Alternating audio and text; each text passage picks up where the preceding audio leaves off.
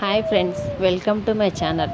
ఈరోజు ఉమ్మడి కుటుంబం ప్రోమోలో ఏం జరిగిందో తెలుసుకునే ముందు మొదటిసారిగా మన ఛానల్ని చూస్తే ప్లీజ్ ఒక లైక్ చేసి మన ఛానల్ని సబ్స్క్రైబ్ చేసుకోండి.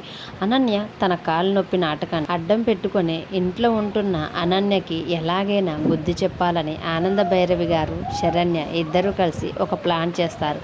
అప్పుడే అటువైపుగా వెళ్తున్న కాంచనని పిలిచి ఆనంద భైరవి గారు, ఈరోజు అనన్య డైట్ ప్రకారం పొట్లకాయ కర్రీ వండు. ఆ పొట్లకాయ కర్రీ అనన్య కాలుకి మంచి ట్రీట్మెంట్ లాగా పనిచేస్తుంది అని ఆనంద భైరవి గారు కాంచనకి చెప్పడంతో కాంచన కూడా సరే అని చెప్పి పొట్లకాయ కూర చేద్దామని కిచెన్లోకి వెళ్తూ ఉంటుంది.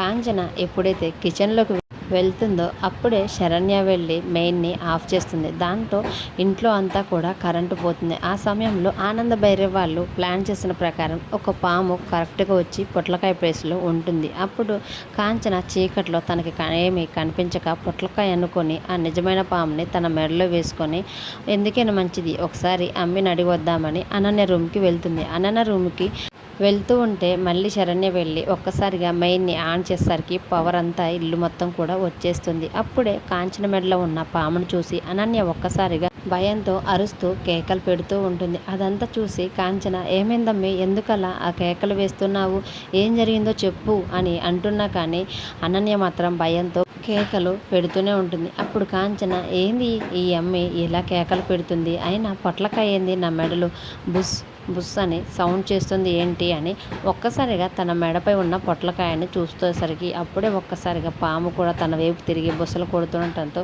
అది చూసి కాంచన చాలా భయపడి తన మెడలో ఉన్న పాముని కిందికి విసిరేస్తుంది. దాంతో పాము బుసలు కొడుతూ కాంచన అనన్య వైపుగా వస్తూ ఉండేసరికి వాళ్ళిద్దరూ భయపడి బెడ్రూమ్లోంచి పరిగెత్తుకుంటూ హాల్లోకి వచ్చి హాల్లో కూడా ఆ పాము తమ వెంట పడుతుంటే పరుగులు తీస్తూ ఉంటారు.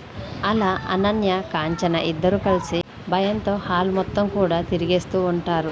వెంటనే అక్కడికి ఆనంద భైరవి, శరణ్య, లీలావతి, ప్రీతి అందరూ వచ్చి ఉంటారు. ఆనంద భైరవి, శరణ్య భయంతో పరిగెడుతున్న అనన్య వాళ్ళని చూసి చాలా సంతోషపడిపోతూ ఉంటారు. తర్వాత ఆనంద భైరవి చప్పట్లు కొడుతూ ఉండేసరికి అనన్య, కాంచన ఇద్దరు కూడా ఆగిపోతారు. వెంటనే ఆనంద భైరవి గారు, చూసావా అక్క, అనన్య ఎంత బాగా పరిగెడుతుందో అని అంటూ ఉంటే అప్పుడు అనన్య ఒక్కసారిగా మళ్ళీ అందరి ముందు తన నాటకాన్ని అమ్మ నొప్పి అని తన కాలు పట్టుకొని అంటూ ఉంటుంది. మరి అందరి ముందు తన కాలు నొప్పి బయటపడటంతో మళ్ళీ అనన్య ఏం ప్లాన్ చేస్తుందో ఆనంద భైరవి గారు అనన్య నాటకాన్ని బయట పెట్టి తనని ఇంట్లోంచి గెంటి వేస్తారా లేదా అనేది అప్కమింగ్ ప్రోమోలో చూద్దాం.